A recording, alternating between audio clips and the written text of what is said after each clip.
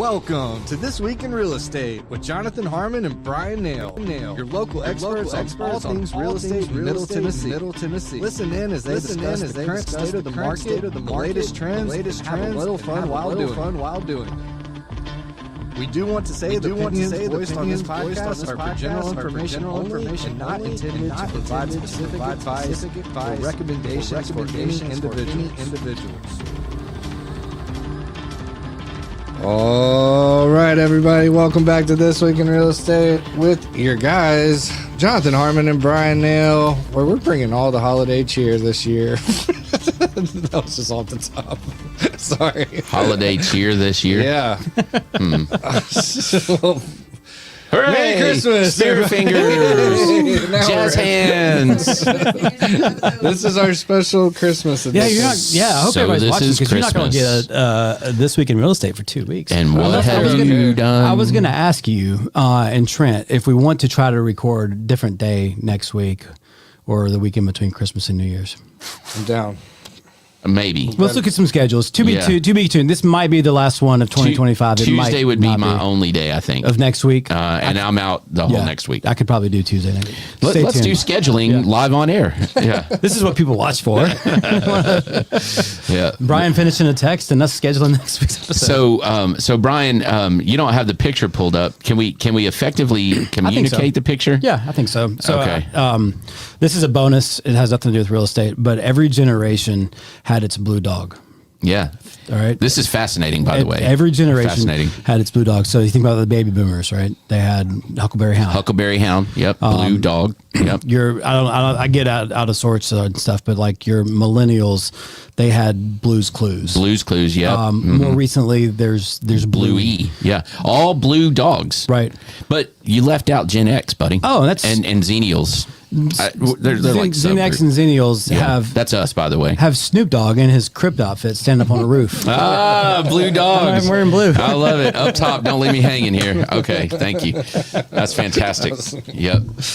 I can relate to this. Yeah, I feel this in my soul. I think we've got the best blue dog. We 100%. Oh, yeah, definitely 100%. Yeah, 100%. What's a Xennial technically? Is that it's like that micro generation between like 1980 to 79, maybe 78, 79 to like 82. Yeah, 83. I was gonna say 3. So we had computers, but all we had was Oregon Trail, and but we also played outside. And we were like our childhood was aligned with like Gen X. I feel like that could go to 86. That's what. So I was sitting next to Dina at Believers in Business this morning. She was born, I think she said she was born in 90, and the guy across from us was born and her husband's born in 86 is what it was. And so we were talking about that cutoff, and I think it's and one guy, Aaron, made a good point. It could have something to do with where you grew up. I was just about to say, because like if you grew up in a rural area that was kind of like poor or 5 years behind. If you're poor, you still didn't have a computer. If you were 5 years behind pop culture or any of that stuff, then you might identify. You might have been born in 85 and identify more as a Gen X. We didn't get our first home computer. My parents did not get their first home computer until 1997. Or 8. Yeah, I feel like we were probably 9, somewhere around 96. there. I was out of high school bore we got our first home computer. When did you graduate high school? 97. Okay, so I graduated in 98, but I know that we had one while I was in high school. It wasn't until we moved to Knoxville. We moved to Knoxville in 95. So, yeah. No. All right, let's talk about some real estate. Yeah. You want to do the headlines? Yeah.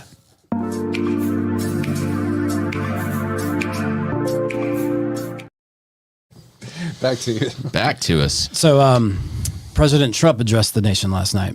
And I think that anytime the president addresses the nation and he's talking about things like interest rates, that's worthy of a conversation and headlines and market movers. So he's Jerome Powell's on his way out, right? The appointed term that he was assigned to, it ends next year. Who appointed him? Because it's 12 years, is that right? It's 14, I believe. 14? Or maybe it's 12 for the chair, but the board serves 14. So 12, was that been Bush? No, it's Obama, right? Obama. Yeah, it's okay. Obama.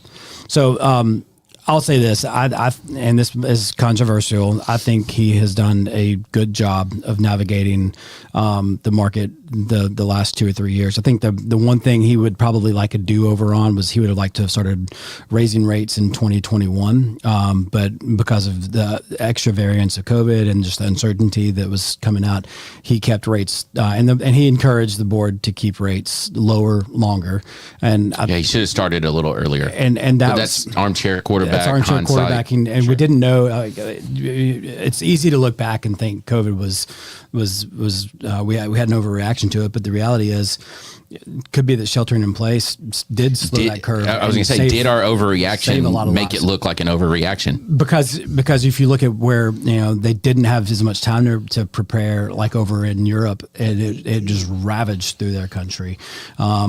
We were able to kind of slow that curve a little bit, and I mean, so yeah, it's a little controversial in this demographic to say stuff like that, but that would be leaning more into a COVID conversation and less into an interest rate and Jerome Powell conversation. Agreed. Which is, I think, want to stay on course here.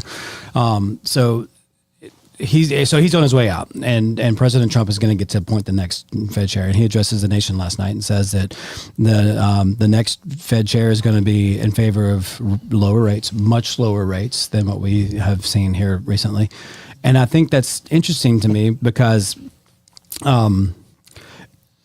that could send some shockwaves. Like his rhetoric there can send some waves through the market where people think, well, why on earth would I buy a house in January while Powell's still a Fed chair and I know the next guy's going to want lower rates? Well, that Fed chair is appointed by the president, but those are long-term. The terms are long in nature, and the Fed chair really has only one vote. Mm-hmm. Now he runs the meetings, he sets the tone. He's the one that gets up and speaks, and we've seen Powell send some crazy shockwaves to the market after the Fed cuts, and Powell gets up there and throws a wet blanket on it, right? Right. And I will say that he's done that a few times. Sure. Here. And so that's. But he's not the only voice. He's not the only voice. He's certainly not the only vote. There's a lot of votes there, and so and this is all designed so that the Federal Reserve Board is kind of above politics. I was going to say largely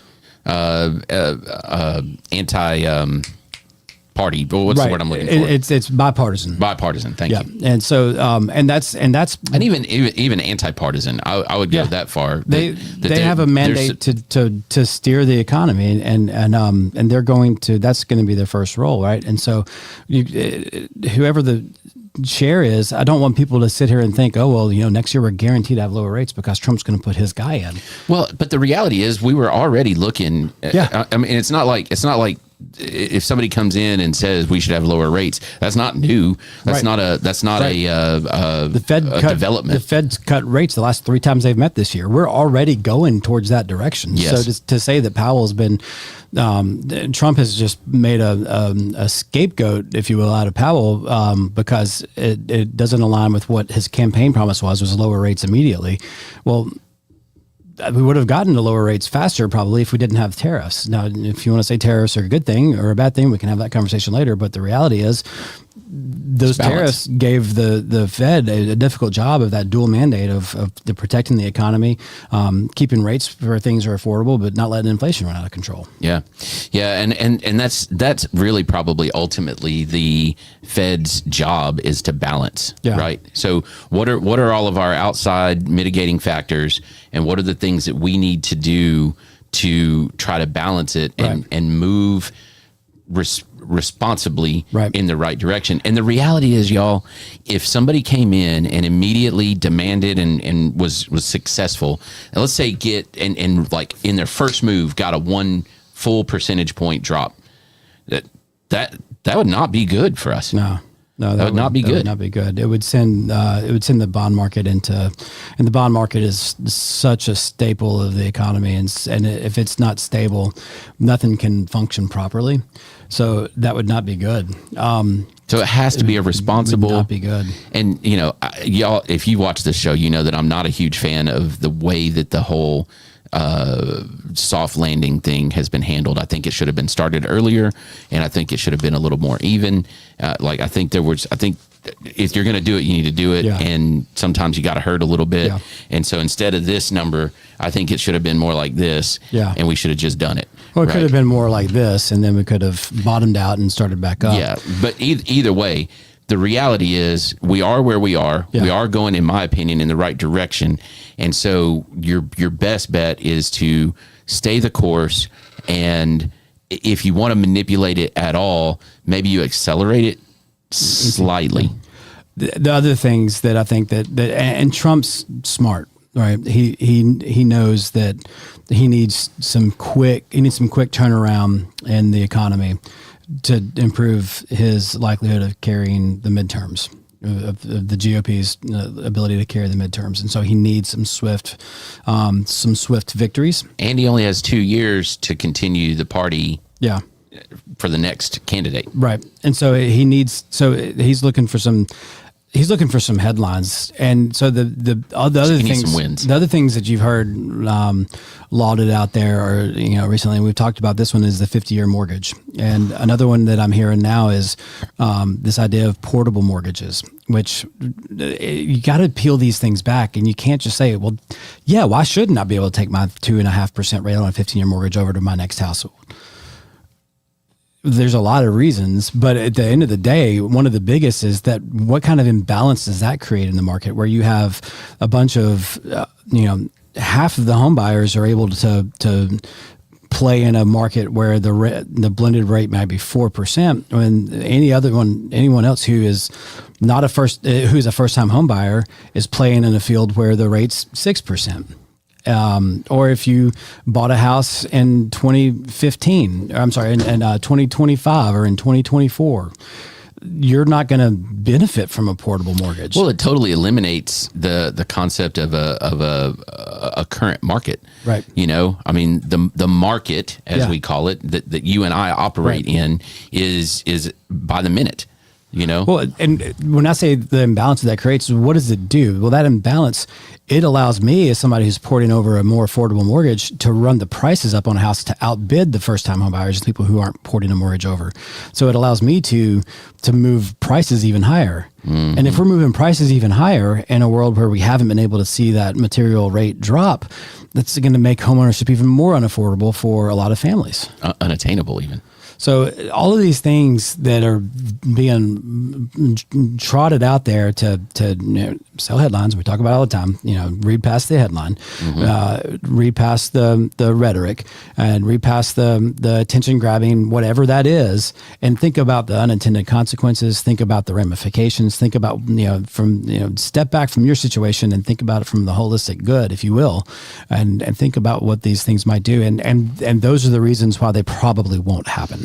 Well, and you said something that I'm starting to not believe in, and you said the unintended consequences. And man, look, you and I balance each other well. You're very level-headed. I'm not, and all the time. Sometimes I am when I need to be. Let me go where I think you're going, and you tell me if I'm right. These unintended consequences. There's that invisible hand that actually is being controlled, and it's not so invisible anymore. It's not so invisible, and it's very much pulling strings that it once pulled to make certain things happen. I'm not going to say that's far-fetched, and maybe those unintended consequences are fully intended. Yes, and when you can control, you think about this, and it's no secret. I write about it in my Monday email all the time, which, by the way, if you don't get that and you want to, comment or send me a DM with your email address, and we'll add that. But one of the things that we write about in that Monday email all the time is that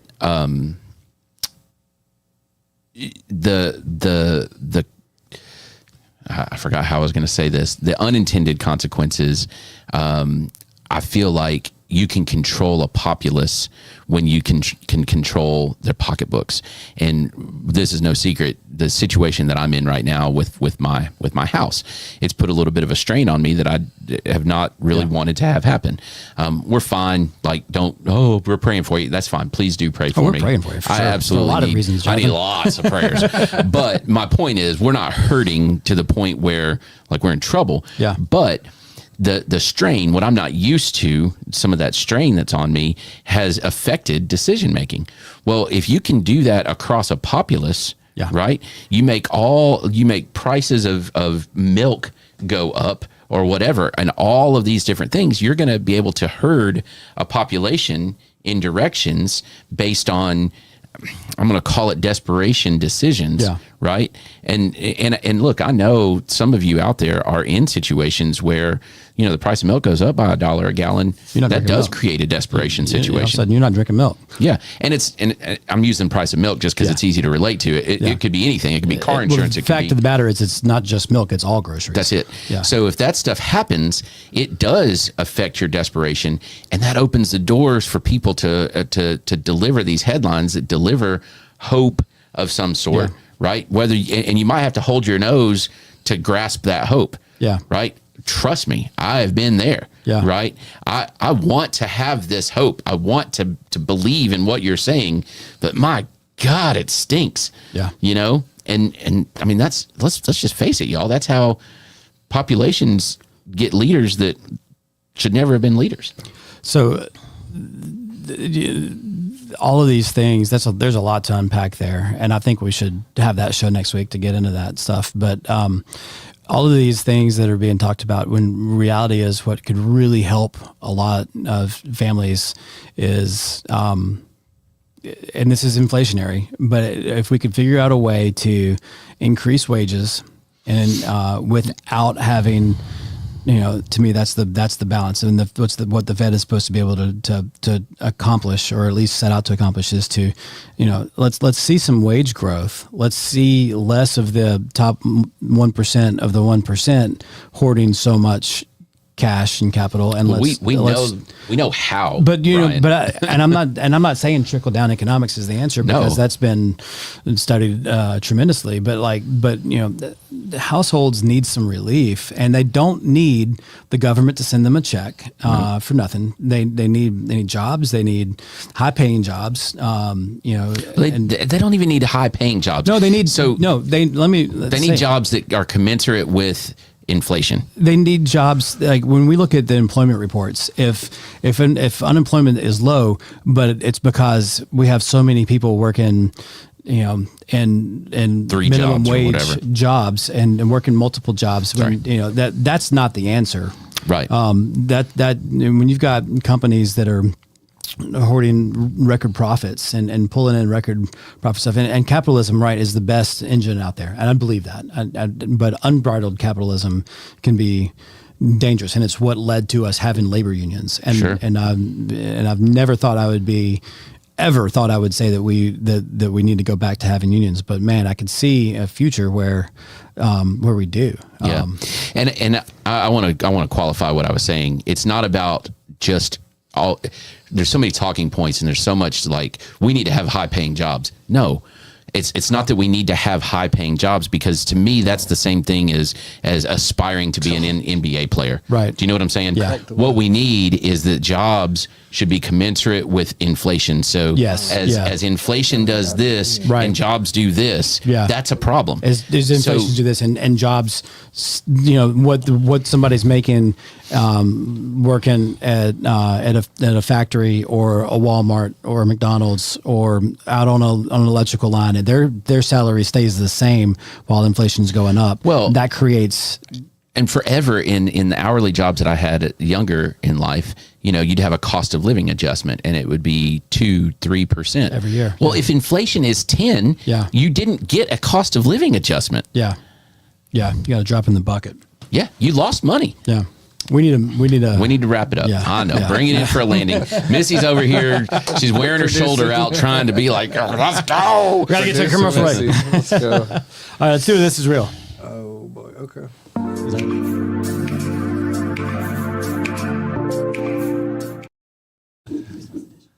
Christmas edition.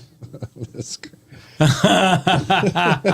Oh my goodness. I don't even think this is from a listing. I think this is just a funny picture that you found for us. It works. I don't need stockings. You know, we don't even need to spend a lot of time on this. That is freaking hilarious. It is very obvious that those 3 young ladies' parents hate them. So I'm very sorry, young ladies, that your parents hate you, but they do. What if I'm going to take a counter on this. This isn't their home. One guy dated those 3 girls, and he dated all 3 of them, Nope, and they nope. all broke his heart. I got it. No, this is what it is. Their last name is Owens, and that's Hannah, Holly, and Heather. That's their initials. Hannah, Holly, and Heather Owens right there. All right, let's go. Moving on. What else we got? Hey, have you ever Bless have their you ever heard of hearts. Post Malone? Have I ever heard of Post Malone? Yeah. Yes. Have you ever heard of Ho Malone? No. Home Alone. It's a movie with Macaulay Culkin and gets left behind with his parents. Home Alone. Oh, Malone. Gotcha. That's terrible. All right, what else? We're doing this Christmas trivia? Gosh, Moses. All right. Yeah, let's do some Christmas trivia. Let's do it. And See ya, Holly, this is Heather, and me. Hannah. I'm asking these questions. and stick around for this because we do have a pro tip afterwards. Okay. Christmas Island is a real place that belongs to which country? Christmas Island. I know where this is. The Netherlands. Christmas Island is Spain. Nope. Australia. Dang it, that was my other guess. Really? Yes. They also have Easter Island, right? Yeah, probably. Or is that New Zealand? I think that's Zealand. Okay. I don't know though. What country is believed to have started the tradition of putting up a Christmas tree? Ooh. Germany. Oh, Dang it. I was buzzing in. Oh, we weren't buzzing in. Yeah. Sorry about No that. Yeah, buzzing. it is Germany. it is Germany. I watched the Swiss Family Robinson. Where was Saint Nicholas born? That's a tough one. St. Nicholas was born in Huh? Sweden. Austria. Turkey. Well, there you go. Wah. I know. Christmas movies, questions and answers. In Home Alone, how many? Oh, this is tough. In Home Alone. How many brothers does Kevin have? Brothers does Kevin have? 2. 1. 2 is correct. Buzz and The little one. Buzz and Jeff. I think Jeff's actually older too. Buzz is the oldest, and Kevin's the youngest. And he's got the little cousin that's the nerdy little kid that. Ooh, Buzz, your girlfriend. Okay. According to Buddy the Elf, what are the 4 food groups elves can eat? Oh, 1 point per correct food group. Maple syrup, Yep. candy, Yep. pancakes, marshmallows. No. Neither of those. Candy. Think candy. More. Chocolate, No. candy canes, Yep. Yep. And ice one- cream. Candy. One Sprinkles. This one's tough. Yeah. And it's a. Mariah of Halloween candy. Candy corn. Oh, there you go. That's funny. What did you say, dude, Last Missy? one, dude, that- we each got 2 there. When do the 12 days of Christmas start and end? I asked this question to the Mug Club the other day. I guess it would end on the 24th. No, So it'd start on the 12th? no, it starts on the 26th and it ends like on January 6th. That's one day off. January starts on the 25th, ends on January 5th, supposedly. That's dumb. Yeah, 12 days of Christmas starts on Christmas. yeah. And what happens after January 5th? You freeze. Epiphany. Epiphany. Wow. Oh, Yeah. I just Yeah. realized that. Yeah. See what I did All right. there? Wow. Who won trivia? Let's pro tip. Brian did. I won that. Brian did. Definitely won that. All right, pro tip. Bob.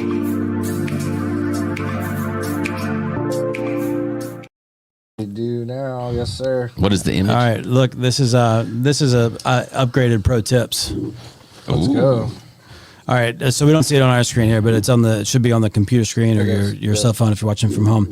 So these are just some tips for boosting credit score. So if your credit score is not where you want it to be and you're wondering why, a couple pro tips. One of the biggest components of credit score is your debt to credit utilization. So if you're maxed out on credit cards or you're running not even if you're maxed out. If you're maxed out, your credit score is going to be dropping pretty fast. But if your utilization is over 30%, work towards getting that back down. And there's a couple ways you can get it down. You can actually open up a new credit card and not really use it. That will help out your overall debt to credit ratio.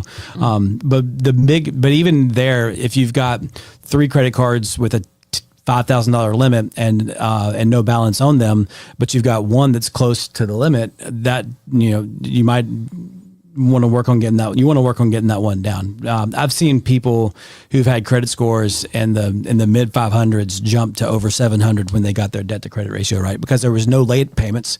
There was nothing negative on their credit. It's just that they were maxed out on 3 credit cards, and they had some money come in, were able to pay them all down to 25% of the credit balance of the credit limit, and their score just within one reporting cycle, it can jump 200 points. Wow. That's a huge one. Mix up your credit too. So have a little bit of installment debt, have a little bit of revolving debt. Don't close old accounts. If you've got a credit card that you've had since college and it's just sitting there with a zero balance, you're like, I really should close out. I never use that card. Don't close it. Use it every once in a while. Let it show up on the credit bureau. Give it a little activity, and that's going to help your credit, because the age of your credit accounts is also a big component of your credit score. Obviously, don't miss payments and minimize credit applications. We always talk about credit inquiries as being a component of your credit score, and credit inquiries is definitely a part of your credit score, because what it signals, let's say if you've got a mortgage application, a car loan application, and a credit card application, or 2 or 3 credit card applications, all within the same 60-day period. It's like, whoa, what's this person doing? It sends red flags to lenders that, hey, this guy's trying to get a whole lot of credit all at once. Is he just plumb broke? Like, what's going on here? Because ultimately, credit is a measure of your spending and consumer behavior. Right, consumer behavior, absolutely, and part of that consumer behavior is your ability, not even your willingness, but it's a combination of your willingness and your ability to pay back what you borrow. Yeah. What is I don't see it on here, but what is the effect? Is there an effect, either way, positive or negative, to having a credit card that you use and you pay off every month? You never carry a balance. So the general rule that there's going to be a positive effect there. It's gonna report favorably on your credit report in the sense that you've got an account that's reported with a zero balance. But if you do carry a little bit of a balance, then that's how the credit report's going to know that you're making payments on it. If it's just a zero balance every month, you might be making if you drive a balance up and then pay it down. The credit bureau doesn't see that you've made a payment. The credit bureau sees that you have $0 due. Now, statement dates don't match up to when creditors report. So that's something to watch out for too. You could have your credit score could be lower because maybe you're that person who loves the points and you're playing the game, but you're in a cycle where they report on the 20th, but you're not making your payment until the 31st when you get paid. And so on the 20th, by the 20th, you've got 2/3 of your monthly budget has been stacked up on that credit card. So that could be interesting. That could be something to watch for. Very interesting. And a good way to do that is monitor your credit report. You just kind of stay on top of what's being reported. And I'll tell you, Brian didn't pay me to say this, but one of the things that Brian does for my clients often is, and I would tell you this, my pro tip is that it really is time to buy. So if you're thinking about buying, this is a phenomenal time simply because of market activity, so the seasonality aspect of it, but also just where our market is right now, so little activity that this is a time to jump in. Yeah. So if you are considering that, you've got to sit down with Brian and talk about this particular aspect. And let's just say, I'm going to throw some numbers out there. If they're wrong, then just don't correct me. It'll be fine. But let's say that you're sitting at a 620 right now, and the magic number is a 680 or whatever, right? Well, it depends on what you're looking for, but let's say THDA is a 640. Okay. And let's say, the point is that you're off by 20 or 30 points, right? Brian has simulators. Brian has ways that he can look through your credit and run some things on it and say, okay, for the next 45 days or 60 days or 30 days or whatever, you need to do this, this, and this. And that should move the needle, as long as you don't do anything else, right? That should move the needle enough for you to jump from this particular loan qualification to this better loan qualification. It can save you money on your rate. It can save, so many different things that it could make you eligible for a loan product that you weren't eligible for before. I'll tell a story. I've got a client who just refinanced due to an unfortunate divorce, right? And so when the process starts, pull his credit, he's got high credit utilization, and the scores definitely, it's going to work, but I tell him, hey, you're going to get penalized. While this is all playing out, do this, do this, do this. And I'm going to wait till the very last minute to order your credit report. And when I do, I think we're going to improve your terms. And that's exactly what happened. Yeah. And we're not always going to be able to do that. And sometimes those models won't play out the way that we expect them to, but they're pretty accurate. They're pretty accurate. They're pretty accurate. And so in that guy's case, we were able to improve his position pretty significantly. And I've talked to some really, really smart people who, in the last 3 or 4 weeks, who are planning on buying a house next year, who have, and this is the biggest pro tip of all of these. If you're planning on buying a house next year, I don't care if it's in December of next year or if it's in the first quarter, talk to a lender now, get an application in and ask them to look at your credit and see what you can do better. Ask them to do that, because not all are going to volunteer to. Ask them to look at my credit and say, hey, what can I do to move my score up to the next tier? And not only that, but let's pretend that you're at like a 720, right? And you're at a break point. Yeah. Okay. You need to know that, so that you don't do anything dumb between now and December or whenever, right? Yeah. So are you on the cusp? Are you just below? It's just good if it's in the foreseeable future. It's good for you to know where you are and what you can do to either not mess it up or to make it better. Yeah. The other piece of that, and I'm talking specifically to my VA folks. Okay, you can get advice like this. So let's pretend that you got out of the military last year. Right, you've got your honorable discharge, you got your DD 214, all of that, and let's pretend that you worked on jet airplanes and your hearing is messed up. Oh man! Right, the number one thing that you can do before you buy is go and get your disability. Yeah, go get qualified. Get that mark on your discharge papers that you have even a whatever 5 or 10, whatever the lowest is, 5 or 10% disability, because that is going to change so much for the better for your financing. It takes time and it takes effort, and it is 100% worth it. But you don't know that if you don't talk to somebody first. And what Jonathan's talking about is the VA funding fee. And the VA doesn't have PMI, but it does have a funding fee.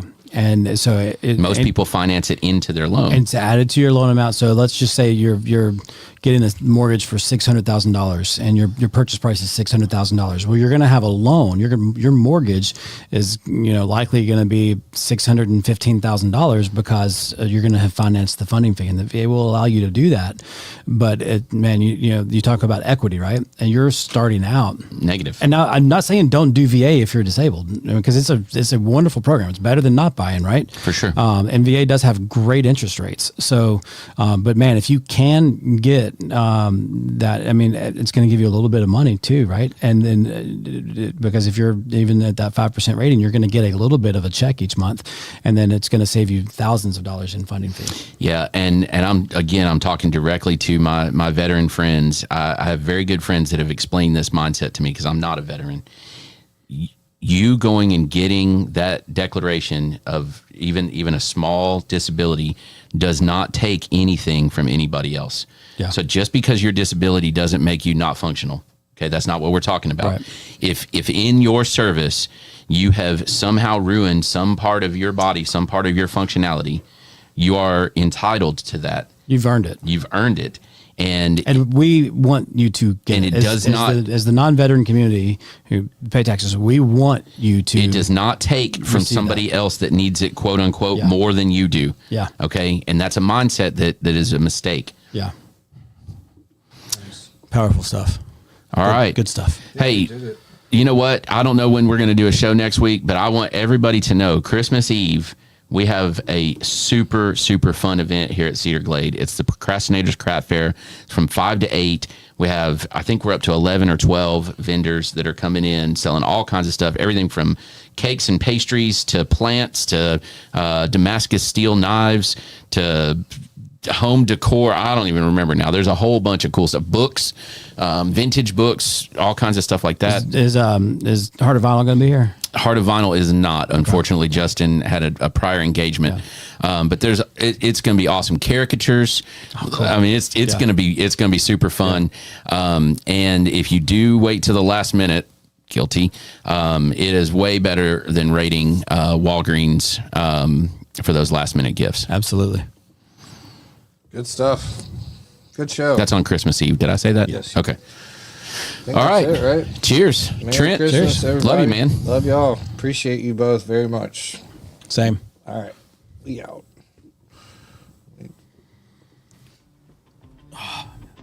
Thank you for listening to another episode of This Week in Real Estate with Jonathan Harmon and Bryan Nale, your go-to resource for all things real estate in Middle Tennessee. Be sure to like, share, follow, subscribe, and leave us a 5-star review. We will see you all on the next one.